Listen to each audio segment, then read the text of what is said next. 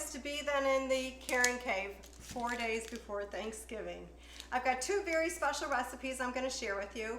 One of them is my mom's stuffing, and the other one will be her strawberry jello, which is such a delight for your table. And for dessert as well. It goes way back, it goes all the way back to my childhood, just as much as this Oberweis milk in this glass jar does, which I truly love.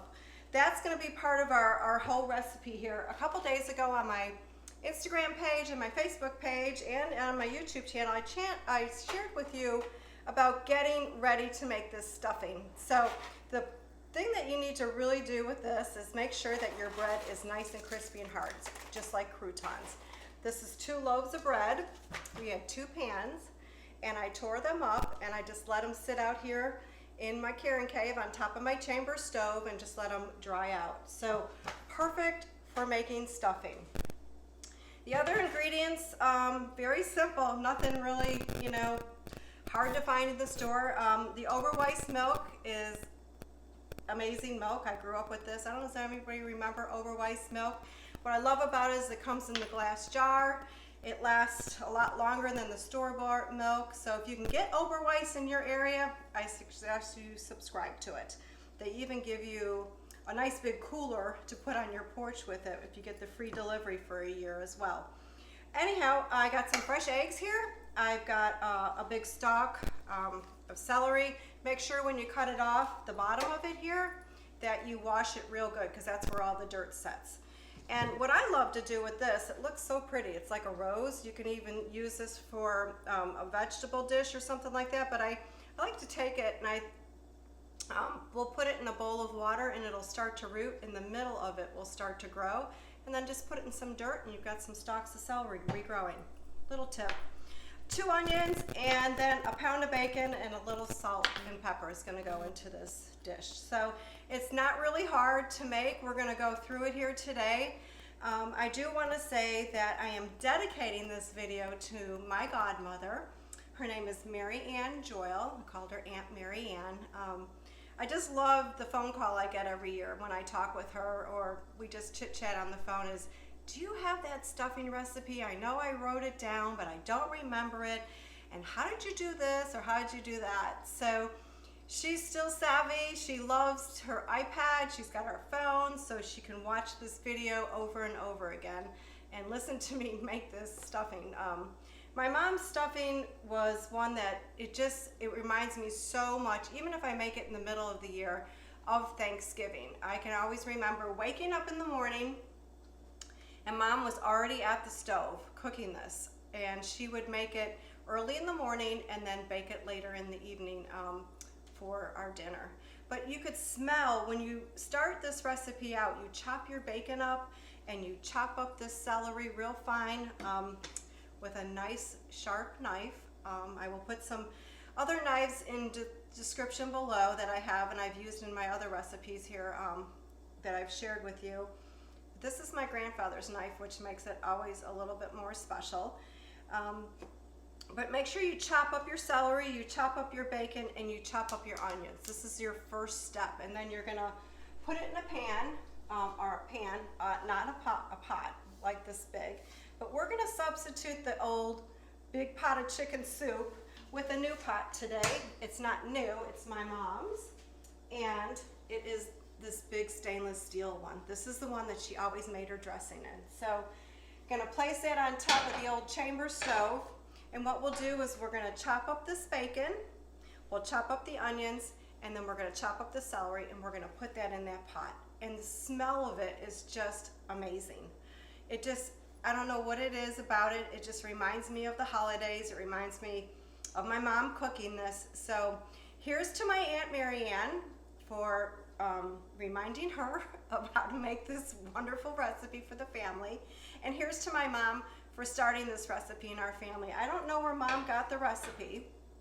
I do know that there was a time when my mom did tell me that when she got married, she really didn't know how to cook a lot of things. So her father-in-law, my dad's dad, the one that was the chef, taught her so many different recipes So I will attribute my mom getting this recipe, hopefully from my grandfather that used to work at all those wonderful country clubs up in Illinois. So I could just see him making this in mass quantities to serve at the country clubs for the holidays, because he was always there at the holidays. We never, he was mostly there, and so we didn't have him with us at our gatherings. So anyhow, I am gonna go ahead and I'm gonna chop up my bacon, I'm gonna chop up my celery and chop up some of these onions and get them started in this pan, and I guess save the memory of that wonderful aroma.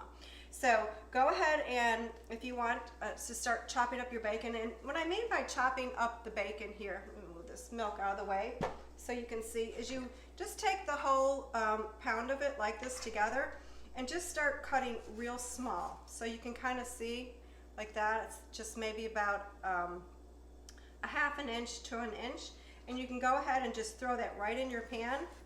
And then you just want to go down the whole thing and cut that, and just make sure it's all cut. And then you don't have to pull it apart when you put it in the pan. Put this here like this. You don't have to pull it apart. Key to this too with bacon is having that nice sharp knife. You don't have to pull it apart just now, because as it starts to cook, it will come apart like that. So I hope all of you are getting ready for your Thanksgiving and getting your tables set and making them nice and pretty.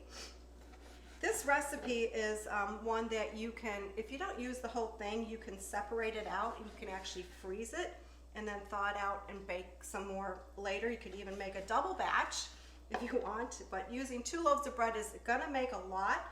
You could separate that and use half of it around Christmas time as well. So this bacon is almost cut up. Just be careful if you got a real sharp knife, and that's the key to getting this bacon all cut up like this. Is so you can see it's about a half an inch, a little bit 3/4 of an inch wide. And that way the bacon, when it starts to cook, it cooks down faster when you slice it up than having it in a whole part of it. So the next thing that we're going to want to do is take the celery, and we're going to chop this up. We're not going to chop up the whole bunch of it, but we're going to take about 4 or 5 of these stalks here, and we're going to finely chop those up as well. And then we'll add those to our kettle.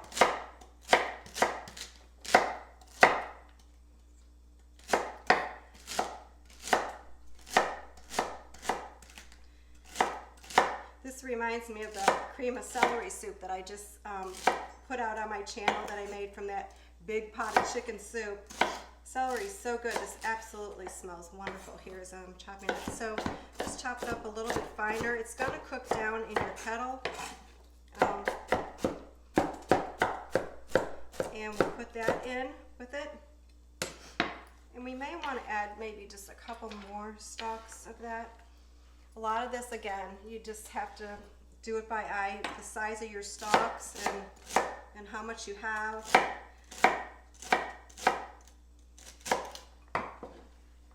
So we can go ahead and add that to it, and then we're going to add our onions to it as well. So 2 onions, cut the sides of those off and peel them. So I'm going to get these onions peeled, because I know what's going to happen when these onions peel. My eyes are going to start to tear. I don't know about you, but onions, they kind of rip my eyes up. So I'm going to get these cut up and put into the pot, and then I'm going to have you take a look at that cooking. I just wish you could smell it, but you will if you give this stuffing a try at your house, and it's just a lovely, lovely smell. So I'll be back.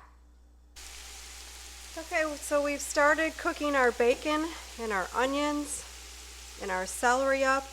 And you don't want to put it on a real high fire. You want it just to simmer very slowly. And we're going to add in 2 teaspoons of ground pepper. Nothing special about this pepper. It was just the old basic McCormick's black pepper. That's what Mom used. And then we're also going to add in a teaspoon of salt. And again, nothing fancy about the salt. Mom always used the old Morton's salt. There's so many different brands out now, and there's so many different types of salts and peppers and ground peppers, but I'm making it just the way Mom did. So this is going to take probably a good 15 minutes just to cook it down, cook the bacon up. Yes, get that grease from that bacon at the bottom of this pot, and we are going to leave it right in there, and we're going to let our stuffing just soak it up. There's nothing bad about this stuffing at all. It just tastes amazing, and the aroma that it's cooking right now is just very, very special to me, and I hope that you're going to hear the same. While your dressing is getting started and you're cooking that bacon and onions and celery up, do make sure that you keep stirring it and moving it around a little bit. That loosens up that bacon a little bit. You can see how it's getting a little bit looser, and it will fry up even better.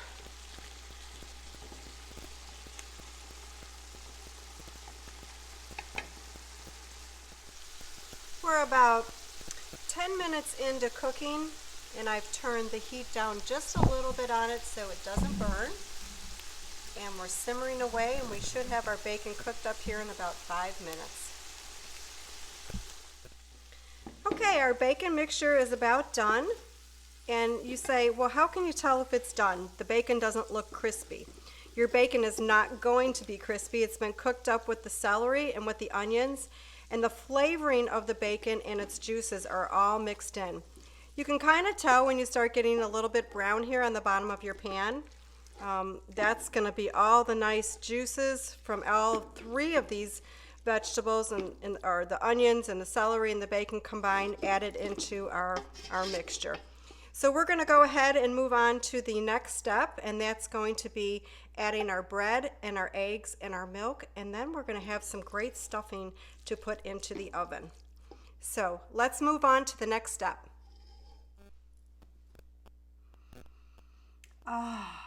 If I could just capture that smell and put it in a jar. It just is amazing. Okay, so we're all ready to start our next big step with this mixture. We've got our bacon, celery, and onions all ready. So the next step is to go ahead and start adding in your bread to your pot. You want to add in both pans of the dried bread to this, and what's going to happen here is this bread is going to, believe it or not, start to act as a sponge, just as your hard sponge does in your sink. Once it gets wet, it starts to soak up the moisture, and we will start to mix this in really well.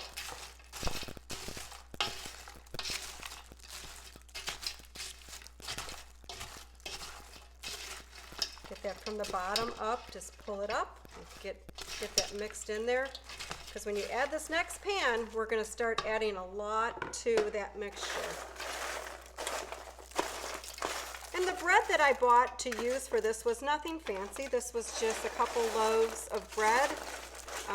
You can buy the cheapest bread, you can buy the most expensive bread. It's up to you and your preference and everything, but honestly, this was probably 2 loaves that were $1 each. And you just tear them up to make those big sponges. So we've got those, and so you just want to take a big spoon. You just go ahead and mix it up as much as you can, and doing this was going to break up your bread just a little bit more as well. I don't know what you remember about your Thanksgiving, but it was always really special because we did have a big family, and we always did get together, and you know, the food was so amazing. I can say as I grew up and got into high school and everything, one of the favorite things that we did on Thanksgiving Day after we totally stuffed ourselves is a group of us would get together and we'd all go bowling. Believe it or not, the bowling alleys were open and we'd hit those bowling alleys, and then we'd come back and we'd hit the table for leftovers and desserts. Okay, so we've got this pretty well mixed up. What's the next step that we're gonna do? We're gonna add about 8 of these bad boys to this. So we just start cracking them. And we don't want those shells in there, Karen. And we're gonna add 8 eggs to this mixture.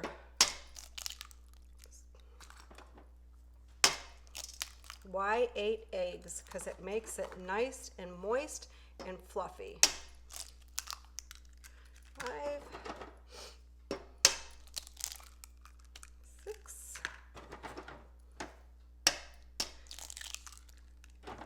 and then we're going to add our milk to this, and that's our last ingredient. You know, not a whole lot of ingredients, something that's really simple and something that comes out tasting. Okay, so we're done with our eggs. We're going to move this over here. And we're going to get this mixed up as much as we can. It'll mix in more when we get the milk in. We'll just give it a toss. Again, your bread is starting, you can feel some of it. It's starting to get a little bit moist and acting like that sponge. It's becoming a little bit softer. So I told you that we were going to have a lot of eggs and we were going to have a lot of milk.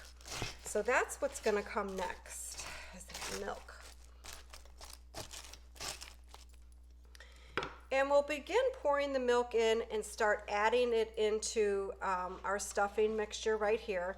And we want it to be, at the very end, a texture that is very moist, but not too liquidy and not too dry. So again, this is one of those things that you just start adding. There's no real measurement to it because of the type of bread that you're using. Every bread is different and it soaks up differently. So what you want to do is add an enormous, not too enormous, but an enormous amount at first, and mix it in, and then let your stuffing sit for about 15 minutes, because what's going to happen is all these little sponges are going to soak up this milk, and then you're going to see, even if it was a little bit runny, that you're going to need more. So I can feel the bread already from the bottom. You can see where there's milk at the bottom, and it's all starting to soak it in, and that's what we want. We want it to soak in all of the combined flavors, and make sure you get those onions and bacon, everything from the bottom, pull it up and get it mixed in, and you can kind of see how it's starting to come together, and that bread is getting a little bit moist.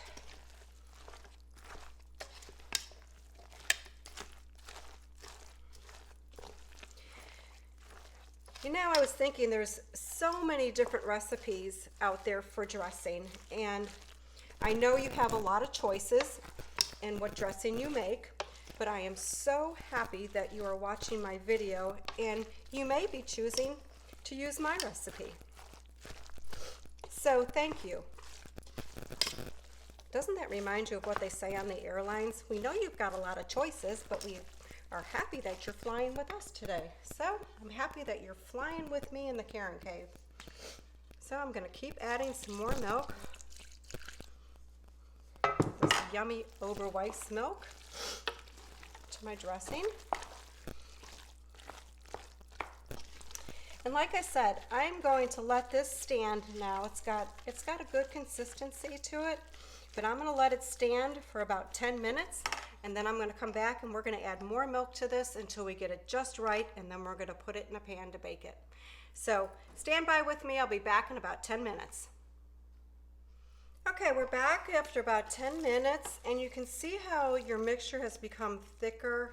It's not as moist as it was before because all of those little sponges are soaking up the milk. So what we're going to do is just kind of stir it up a little bit more. And then we're going to go ahead and hit it with some more of this Oberweis milk. And you can think like, oh my gosh, she's really adding a lot. But honestly, this is gonna be soaked up again. And this time we'll just, because it's really starting to get saturated, and this is what we want. We don't want your stuffing to turn out dry, but then again, we don't want it to turn out like soup. We've made enough of that in the past day. So again, just get it to where you can kind of see there's just a little liquid around the edges.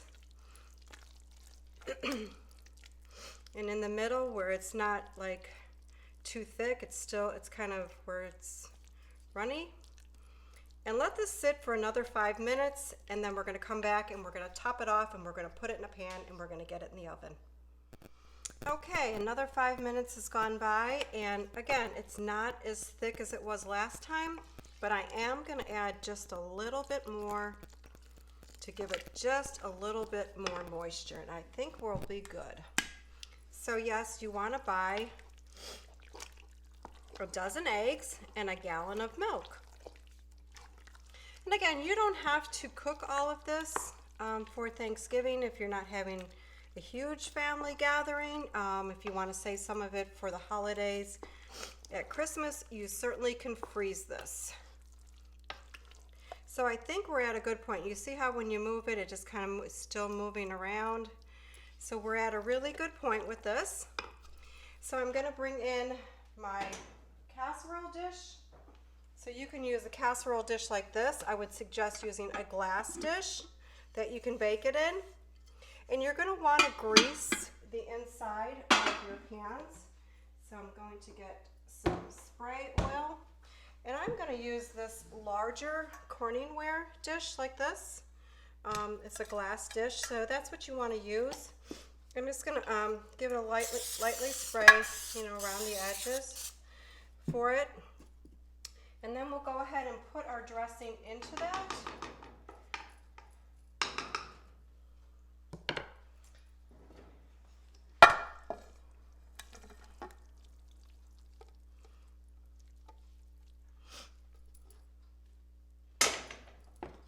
Just spread it real evenly.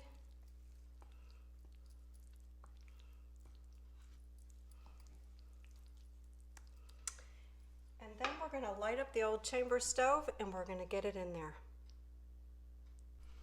Okay, so what we're going to do next is we're going to pop this into our chamber stove here. We've got it lit at 350, and this will bake for about a good hour, I believe. So we'll time it just to be sure. But I did take the casserole dish that I had first scooped all of these stuffing out into, and I'm going to put that in the freezer, and I'm going to save that for Christmas because we're having a smaller gathering for Thanksgiving this year.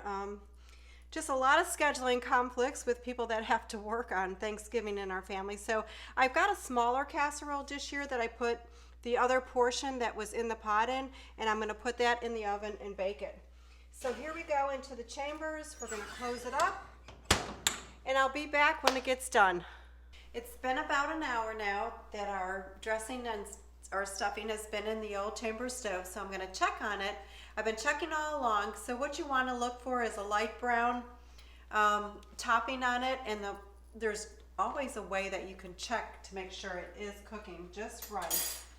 Is you can just pull it out a little bit and take a little fork and just take a little bite of it and taste it. So let's see how we're doing here. Pull it out, and it looks like it's just delicious. There's got a nice brown coating on it, so I'm going to take it out and I'm just going to set it up here on top of the oven real quick. And just take a little bite of it. And you can see how nice and thick it is and how smooth it is. And of course, you know how that's tasting to me. Goes right to the heart. I've really enjoyed working with you today on this recipe. It's a very special one. It's a very special time of the year. And I want to wish all of you a very happy Thanksgiving from the KarenKave. And this one's for you, Aunt Marianne. Thanks for joining me, and thanks for trying Mom's recipe. Happy Thanksgiving.